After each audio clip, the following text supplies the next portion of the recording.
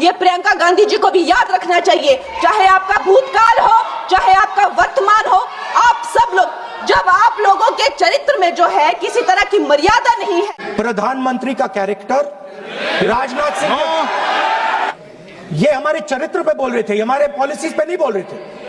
मैं ये रेज नहीं करने वाला था, मैं नहीं रेज करने वाला था, मगर उसका जवाब देने के लिए मैंने ये निकाली।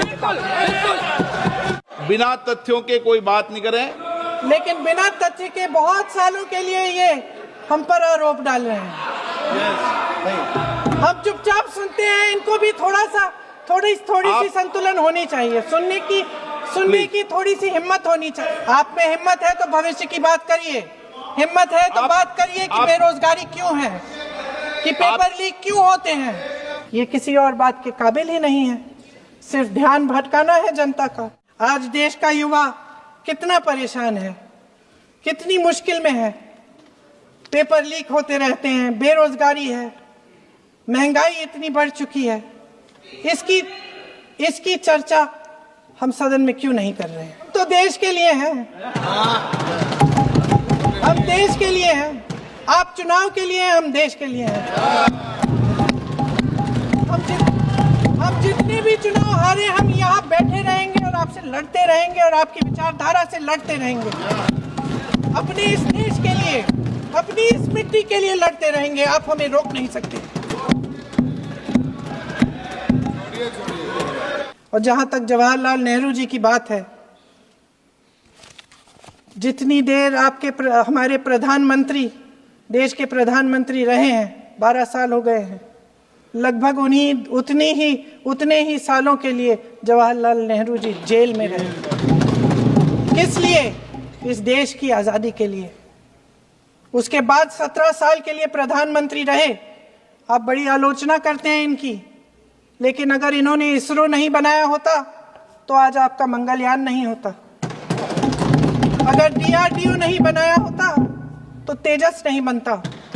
अगर IIT और IIM नहीं बनाए होते तो हम आज IT में आगे नहीं होते। अगर एम्स नहीं बनाया होता तो हम कोरोना की जब बड़ी चुनौती का सामना कैसे करते? हाँ, वही बना कुछ भी। इसका मतलब है इस मुद्दे का जवाब नहीं है आपके पास है? अगर इन्होंने BHEL, गेल, सेल, भाखड़ा नंगल ये सब नहीं बनाया होता जो आप सब बेच रहे हैं, तो ये विकसित भारत कैसे बनता? और मत कहिए बाकी। पंडित जवाहरलाल नेहरू इस देश के लिए जिए। सुन लीजिए, बेच लो यार, बाकी भी बेच देंगे। पंडित जवाहरलाल नेहरू इस देश के लिए जिए और देश की सेवा करते करते उन्होंने दम तोड़ा। फिर भी सुन लीजिए, मेरी एक सलाह ले लीजिए। सर, मैं आपको आपके माध्यम से सलाह दे रहे हैं। हम छोड़ना नहीं। सर, मैं आपके माध्यम से एक सलाह दे देती हूँ। हमारे प्रधानमंत्री महोदय 12 सालों से इस सदन में हैं, मैं मात्र 12 महीनों से हूँ। फिर भी छोटी सी सलाह है कि नेहरू जी से जितनी भी शिकायतें हैं, जितनी भी गलतियां उन्होंने की आपके जहन में, जितनी भी गालियां देनी है, जितना भी अपमान करना है, उसकी भी एक सूची बना दीजिए। नहीं, बात खत्म नहीं है। 999 अपमान, 9,999 अपमान, सूची बना दीजिए और फिर हम एक समय निर्धारित करते हैं।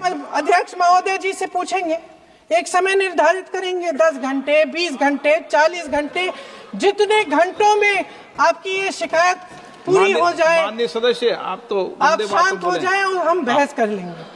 लेकिन इस सदन का कीमती समय, जिसके लिए हमें यहाँ पे जनता ने भेजा है, जैसे हमें जनता की समस्याओं को हल करने के लिए चर्चा करनी चाहिए, इस्तेमाल करना चाहिए, उसको इसी के लिए इस्तेमाल करिए। उसके बाद जैसे अंग्रेजी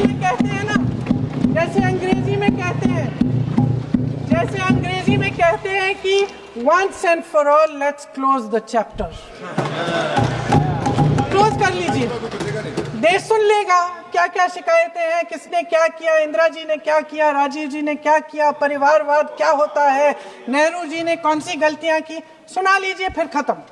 उसके बाद बेरोजगारी, महंगाई,